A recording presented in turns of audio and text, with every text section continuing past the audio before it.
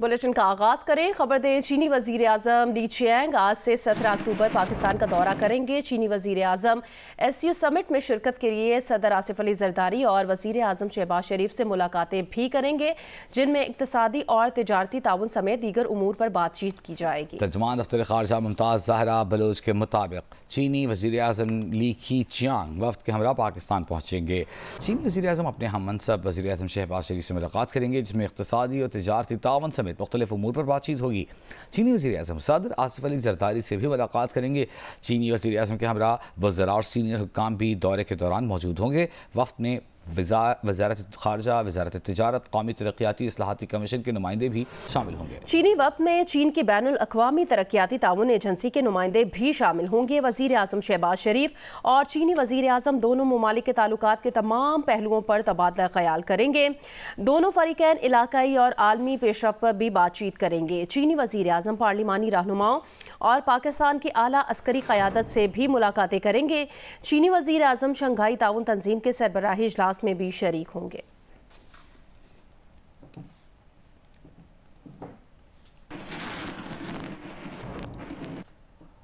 भारतीय वज़ीर ख़ारजा जयशंकर 9 साल बाद पाकिस्तान आ रहे हैं। साल 2016 में भी जयशंकर पाकिस्तान आते आते रह गए थे।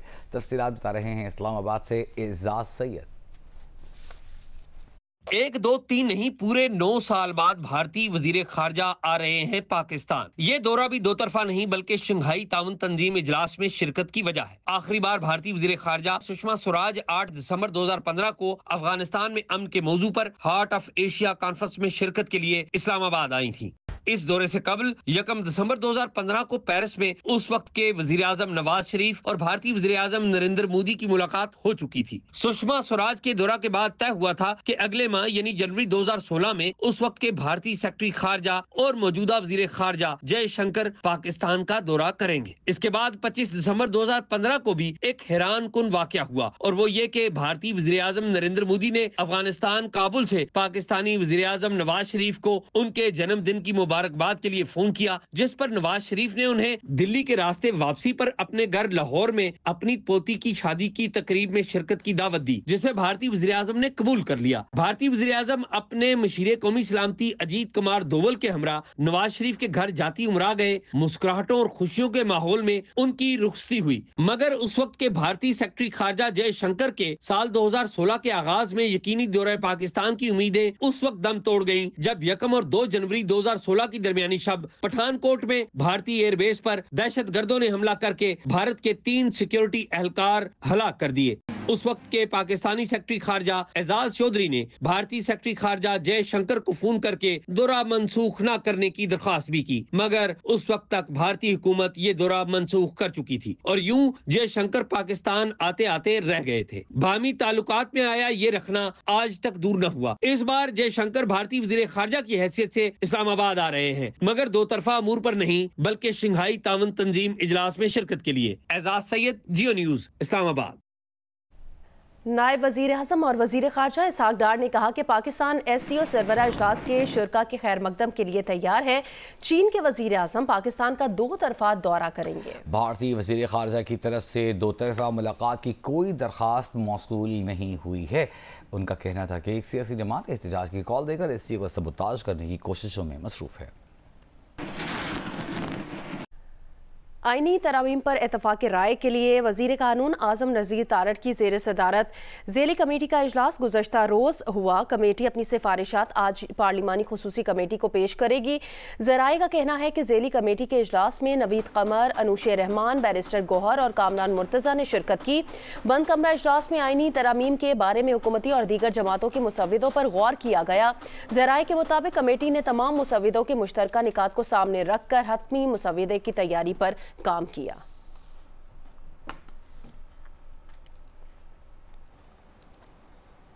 PTI के सेक्रेटरी इत्तलात शेख वक्कास अकरम ने शंघाई ताउन तंजीम के इजलास के मौके पर एहतजाज के फैसले पर पार्टी में इख्तिलाफात की खबरों को मुस्तरद कर दिया। कहा कि हुकूमत एक जलसे के लिए जेल खुलवा सकती है तो कॉन्फ्रेंस की खातिर 10 मिनट के लिए इमरान खान से मुलाकात क्यों नहीं करवा सकती। हमारी मुलाकात करवा दें तो हम एहतजाज मुलतवी कर देंगे। एक जलसा मुअख्खर करने के लिए जेल खुल सकती है, 7 बजे खुल सकती है। उन लोगों से मिलाया जाता है जो रिश्तेदार भी नहीं है, डॉक्टर भी नहीं है, फैमिली भी नहीं है, शायद उनका इतना इस्तेहकाक भी नहीं है जितना फैमिली और डॉक्टर का है। मगर आज एससीओ हो रहा है, आपने हमें इनकम्युनिकेटो कर दिया है। यार एक जलसे के लिए जेल खुलवा सकते हो, 2 हफ्ते से हमें 6 हफ्ते से सियासी लोगों को नहीं मिलवाया। अगर इतनी तुम्हें वो हो रही है एससीओ के हवाले से तो मिलवाओ खान को, 15 मिनट घंटे की बात है। जाके सिर्फ बाहर उनकी बहन और डॉक्टर आके कह दें कि जी ये खैरियत से है, सब ठीक है, तो मामला खत्म, कोई एहतजाज नहीं होगा।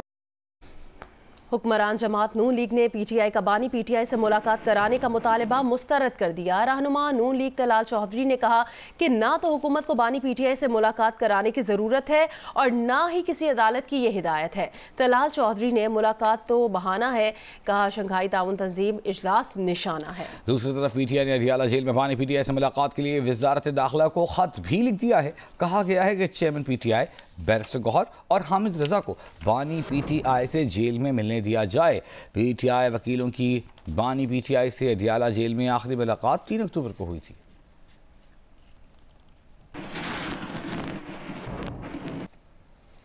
और अब आपको बताएं कि 15 अक्टूबर को इस्लामाबाद एहतजाज के इंतजामात और तैयारियों का जायजा लेने के लिए वज़ीर आला खैबर पख्तूनख्वा ने आज अहम इजलास तलब कर लिया। ज़राए के मुताबिक इजलास में पीटीआई के अरकान कौमी और सूबाई असम्बली और पार्टी कायदीन शरीक होंगे।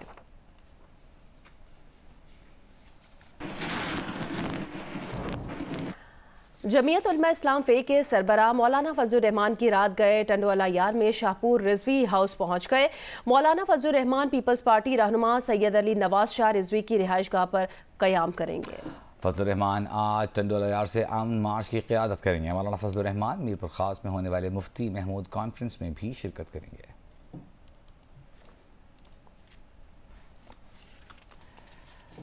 मशरिक़ वस्ता की ताज़ा तरीन सूरत हाल आपके सामने रखते हैं। हिज़्बुल्लाह ने इसराइली शहर हाइफा में फ़ौजी अड्डे पर ड्रोन हमला किया है। इसराइल ने हमले में 4 इसराइली फ़ौजियों के हलाक होने की तस्दीक कर दी है। 67 इसराइलियों के ज़ख्मी होने की भी तस्दीक कर दी गई है।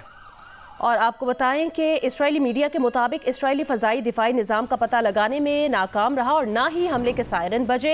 अमरीकी मीडिया ने हमले को इसराइल पर 7 अक्टूबर 2023 के बाद सबसे खूनरेज़ हमला करार दिया है।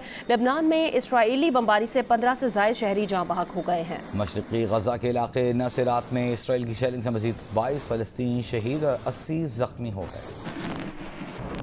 अक़वाम मुत्तहिदा के सेक्रेटरी जनरल एंटोनियो गुतेरेस ने कहा कि लबनान में अमन दस्तों पर हमले जंगी जुर्म बन सकते हैं। UNIFIL के एहलकारों और मकामात को निशाना नहीं बनाया जाना चाहिए। अमन मिशंस पर हमले बैनुल अक़वामी कवानीन की खिलाफ वर्जी है। ये बैनुल अक़वामी इंसानी कानून की खिलाफ वर्जी है। ये जंगी जराइम करार दिए जा सकते हैं। एंटोनियो गुतेरेस ने कहा कि गैर मुल्की खबर एजेंसी के मुताबिक जनूबी लेबनान में इसराइली टैंक अमन दस्ते के बेस में घुस गए थे। हालिया दिनों में UN मिशन पर इसराइली हमले और खिलाफ वर्जी का ये ताज़ा वाक़या है। अक़वाम मुत्तहिदा के तर्जुमान के मुताबिक United Nations interim force in दोनों लेबनान के अमन दस्ते तमाम पोजीशंस पर मौजूद रहेंगे। जहां अमन दस्ते तैनात हैं वहां अक़वाम मुत्तहिदा का झंडा लहराता रहेगा। सिंध में बढ़ती इंतहा पसंदी और मीरपुर खास के डॉक्टर शाहनवाज के मावराए अदालत कातिल के खिलाफ सिंध रवादारी मार्च के शराका ने मार्च किया। पुलिस का लाठीचार्ज। Home based women workers federation Pakistan की जनरल सेक्रेटरी ज़हरा खान समेत कई खवातीन गिरफ्तार हो गई। पुलिस ने खवातीन को ज़मीन पर घसीटा, धक्के देकर पुलिस मोबाइलों में ठूंसा और थाने मुंतकिल कर दिया। 100 से ज़ायद अफराद गिरफ्तार कर लिए गए, जिन्हें शाम गए रिहा कर दिया गया। वज़ीर दाखिला सिंध ज़िया अंजार ने खवातीन पर पुलिस का लाठी चार्ज अफसोसनाक करार दिया। कहा लाठी चार्ज करने वाले एहलकारों के खिलाफ कार्रवाई करेंगे। गवर्नर हाउस के करीब एक मजहबी जमात के शुरका की भी प्रेस क्लब जाने की कोशिश। पुलिस ने आंसू गैस की शेलिंग करके मुजाहिरीन को मुंतशिर कर दिया। मुश्तइल मुजाहिरीन के पथराव से 4 पुलिस एहलकार ज़ख्मी हो गए। एक पुलिस मोबाइल को आग लगा दी गई।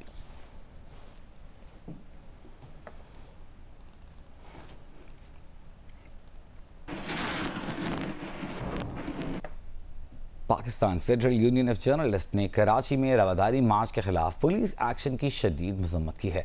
जारी करदा बयान में PFUJ के सदर अफजल भट्ट और सेक्रेटरी जनरल अरशद अंसारी ने गहरी तशवीश जाहिर की कि सिंध रवादारी मार्च में शामिल कम अज़ कम 37 मुजाहिरीन को, जिनमें खवातीन भी शामिल थीं, गिरफ्तार किया गया। उन्होंने कहा कि मार्च के शुरका तौहीन मजहब के झूठे इल्ज़ाम में पुलिस के हाथों कत्ल होने वाले डॉक्टर शाहनवाज कुंभर के लिए इंसाफ का मुतालबा करने पर आमन तौर पर जमा हुए थे। पर आमन एहतजाज उनका जमहूरी हक है, मगर पुलिस ने मुजाहिरीन पर पुरतशद्दुद हरबे इस्तेमाल किए। इंतहाई शर्मनाक बात है कि पुलिस ने human rights commission of Pakistan के चेयरमैन असद इकबाल भट्ट को हिरासत में लेने की कोशिश की और उन्हें मीडिया से बात करने से रोका।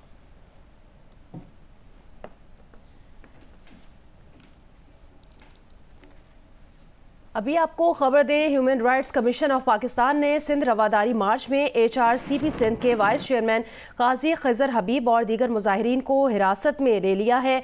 और बयान में कहा गया कि ट्रेड यूनियन के रहनुमा ज़हरा खान और इंसानी हकूक़ के कारकुनान सूरत लोहार, अली पाल और जामी चांडियों की हिरासत में ले जाने की सख्त मजम्मत करते हैं। Human rights commission of Pakistan ने सिंध रवादारी मार्च में HRCP सिंध के वाइस चेयरमैन काजी खिजर हबीब और दीगर मुजाहिदीन को हिरासत में लिए जाने की मजम्मत की है। इंसानी हकूक़ के कारकुनों, ट्रेड यूनियन की रहनुमा ज़हरा खान, इंसानी हकूक़ के कारकुनों सूरत लोहार, अली पाल और जामी चांडियों की हिरासत में लिए जाने की सख्त मजम्मत करते हैं। HRCP का कहना है कि पुलिस ने मुजाहिरीन पर तशद्दुद किया, खवातीन पर लाठी चार्ज किया, जिसकी कोई तौजीह पेश नहीं की जा सकती। सिंध हुकूमत इस वाक़े का फौरी नोटिस ले और मुजाहिरीन को फौरी रिहा किया जाए।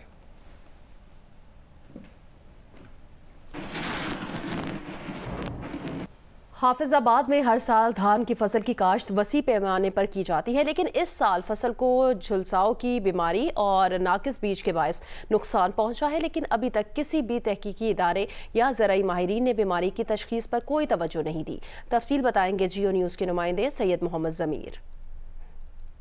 जी, हाफिजाबाद डिस्ट्रिक्ट में हर साल धान की फसल की काश्त वसी पैमाने पर की जाती है और यहाँ का बासमती चावल दुनिया भर में अपनी नफासत और जायके के एतबार से न सिर्फ पसंद किया जाता है बल्कि वसी पैमाने पर बरामद भी किया जाता है। लेकिन इस साल यहाँ पर धान की फसल को झुलसाओं की बीमारी और नाकस बीज के बायस नाकाबिले तलाफ़ी नुकसान पहुँचा है। लेकिन अभी तक ना ही किसी तहकीकी इदारे और ना ही ज़री माहिरीन ने झुलसाओं की इस बीमारी की तशख़ीस करने पर तवज्जो दी है, जिससे ज़िला भर के किसानों और ज़मींदारों में शदीद इज़्तिराब पाया जा रहा है। मुतासरा किसानों और ज़मींदारों ने हुकूमत से मुतालबा किया है कि इस बीमारी की रोकथाम के लिए ज़री माहिरीन को स्पेशल टास्क दिया जाए और जाली बीज फराहम करने वाले डीलर्स का सख्ती से मुहासबा किया जाए। हैदराबाद के मुतादिद इलाकों में पीने के पानी का बहरान शदीद हो गया है। पानी की अदम फराहमी के सबब शहरियों को इंतहाई मुश्किलात का सामना है। तफसीलात अली नईम से। जी बिल्कुल, हैदराबाद के मुख्तलिफ इलाकों के अंदर पीने के पानी का बहरान पैदा हो गया है। लोगों को पीने का पानी दस्तयाब नहीं है, जिसकी वजह से शहरियों को इंतहाई परेशानी का सामना करना पड़ रहा है। इस वक्त भी मैं हैदराबाद के इलाके काली मोरी के मकाम पर मौजूद हूँ। आप देख सकते हैं कि यहाँ पर अब भी लोग पीने के पानी भरने के लिए बोर का रुख कर रहे हैं, जहाँ पर ज़ेर ज़मीन पानी निकाला जा रहा है। इस हवाले से हैदराबाद के अंदर जो मुख्तलिफ इलाके हैं, चाहे वो लतीफ़ाबाद 6 नंबर का इलाका हो जो कि इंतहाई पोश इलाका है, या लतीफ़ाबाद 8 नंबर के इलाके हों, Latifabad 11 number, Latifabad 4 number, 5 number के इलाके हों, इन तमाम इलाकों के अंदर गुज़िश्ता कई रोज़ से पानी दस्तयाब ना होने की वजह से लोगों को इंतहाई परेशानी का सामना करना पड़ रहा है। शहरियों का मुतालबा है कि शहर के अंदर पीने के पानी की और जो बहरान है इसका नोटिस लिया जाए और फिलफौर एक्शन लेकर शहरियों को इस हवाले से रिलीफ फराहम किया जाए। जी, जियो स्पोर्ट्स में आपको बताएं, इंग्लैंड के खिलाफ अगले 2 टेस्ट में 16 रुकनी स्क्वाड का ऐलान कर दिया। बाबर आजम, शाहीन शाफरीदी, नसीम शाह और सरफराज अहमद को आराम दिया गया है। नौजवान batter Mohammad Huraira, spinner Mehran Mumtaz, wicketkeeper batter Haseebullah और कामरान गुलाम टीम में शामिल हो गए हैं। पाकिस्तान और इंग्लैंड के दरमियान दूसरा टेस्ट मंगल से मुल्तान में शुरू होगा। पाकिस्तान की पे दर पे शिकस्त, मुसलसल 6 टेस्ट में नाकामी के बाद इंग्लैंड के खिलाफ अगले 2 टेस्ट मैचेस के लिए पाकिस्तान स्क्वाड में बड़ी तब्दीलियां कर दी गईं। आखिरी 18 टेस्ट इनिंग्स में एक भी 50 ना बनाने वाले बाबर आजम को आराम दे दिया गया। 20 टेस्ट इनिंग्स में एक बार भी 5 विकेटें हासिल करने में नाकाम शाहीन आफरीदी को भी आराम दे दिया गया है। अगले 2 टेस्ट के लिए नसीम शाह और सरफराज अहमद भी 16 रुकनी स्क्वाड में शामिल नहीं। पीसीबी सिलेक्शन कमेटी ने तजुर्बे की जगह जोश और जज्बा आजमाने का फैसला किया है। 16 रुकनी स्क्वाड में नौजवान batter Mohammad Huraira, spinner Mehran Mumtaz, wicketkeeper batter batter Haseebullah और कामरान गुलाम को शामिल किया गया है। Fast bowler Mir Hamza, Mohammad Ali, spinner Sajid Khan, Nauman Ali और जाहिद महमूद भी स्क्वाड का हिस्सा हैं। कप्तान शान मसूद, नायब कप्तान सऊद, मोहम्मद रिजवान, साइम अयूब, अब्दुल्ला शफीक, सलमान आगा और आमिर जमाल भी टीम में शामिल हैं। पाकिस्तान और इंग्लैंड के दरमियान दूसरा टेस्ट मंगल से मुल्तान में शुरू होगा। पाकिस्तान का पहला स्पोर्ट्स चैनल जियो सुपर सीरीज के तमाम मैचेस बराह रास्त नशर कर रहा है।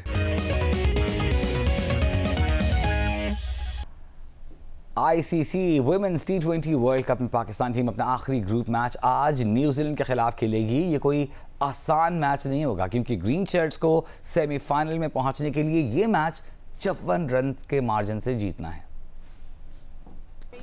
वुमेन्स T20 वर्ल्ड कप में पाकिस्तान और न्यूजीलैंड की टीमें अपना आखिरी ग्रुप मैच खेलेंगी, जिसके लिए ग्रीन शर्ट्स ने भरपूर तैयारी की है। टीम की कप्तान फातिमा सना ने भी दुबई में टीम को ज्वाइन कर लिया है, जो अपने वालिद के इंतकाल की वजह से ऑस्ट्रेलिया के खिलाफ मैच नहीं खेल सकी थीं।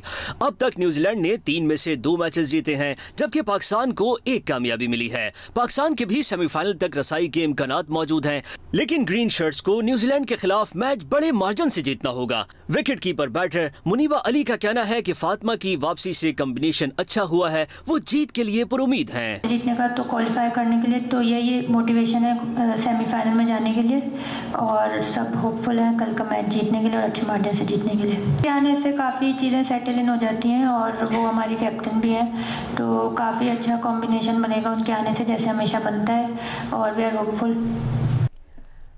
शिमाली वजीरिस्तान में 1 माह से जारी रंग फुटबॉल चैंपियनशिप इख्तिताम पजीर हो गई है। फाइनल के सनसनीखेज मुकाबले से शायकीन खूब महसूस हुए। मजीद बताएंगे जियो न्यूज़ के नुमाइंदे मलिक हबीब।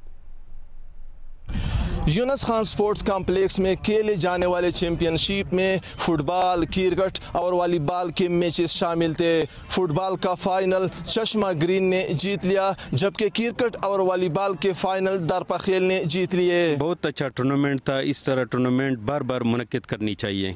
शुमाली वजीरिस्तान में क्रिकेट, फुटबॉल, वॉलीबॉल की बहुत टैलेंट मौजूद है। इस टैलेंट को मुल्क की सतह पर लाने के लिए इकदाम करनी चाहिए। मेहमान खासूसी ने जीतने वाली टीमों में ट्रॉफी और 2-2 लाख रुपए तकसीम किए, जबकि रनर अप टीमों में 1 लाख और नुमाया कारकर्दगी का मुजाहरा करने वाले खिलाड़ियों में तोहफे और नकद इनामात तकसीम की। GOC ने कहा कि शुमाली वजीरिस्तान के खिलाड़ियों में जो टैलेंट मौजूद है यकीनन वो काफ़ी मुतासिर कुन है। जी, और अब आपको बताएं कि सिंध के सहराई ज़िला थर पारकर में बारिशें थर्रीबासियों के लिए रहमत बनकर बरसती हैं, लेकिन बारिशों के दौरान थर पारकर में आसमानी बिजली गिरने से 6 सालों में अब तक 112 अफराद ज़िंदगी की बाजी हार चुके, जबकि 2000 से ज़ायद मवेशी भी हलाक हुए। आसमानी बिजली गिरने के वाक़यात मौसमियाती तब्दीलियों के बायस हैं या कोई और वजह? मेहरान यूनिवर्सिटी की 3 रुकनी टीम तहकीकात के बाद ठोस असबाब तलाश नहीं कर सकी। हामिद शेख की खुसूसी रिपोर्ट देखिए।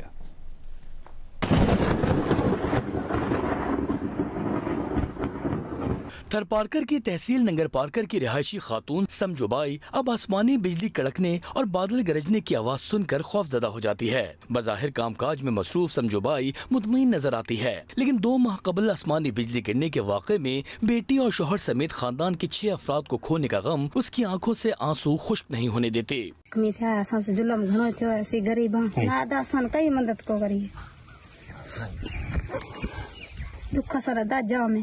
समझो बाई को सिर्फ शौहर और बेटी के जाने का ही दुख नहीं, बल्कि 3 वक्त की रोटी का हुसूल भी उसके लिए मुश्किल तर होता जा रहा है। ये आसमानी बिजली जो गिरने के जो अमवात जो वाकयात जो हुए ना, ये गुज़श्ते 5-7 साल के बाद शुरू हुए हैं। जब हम खौफ से डर के घरों पे लौट रहे थे, जोर जोर से भाग के घरों के करीब जब पहुंचे तो हमारे ऊपर ये बिजली का अटैक हुआ और हमारे 6 बंदे मारे गए और 4-5 बंदे जख्मी थे। तो कदे हुआ क्यों कौन डटो 90 साल मुझे उम्र है बाबा, यो वाक़ियो कोन ॾिठो।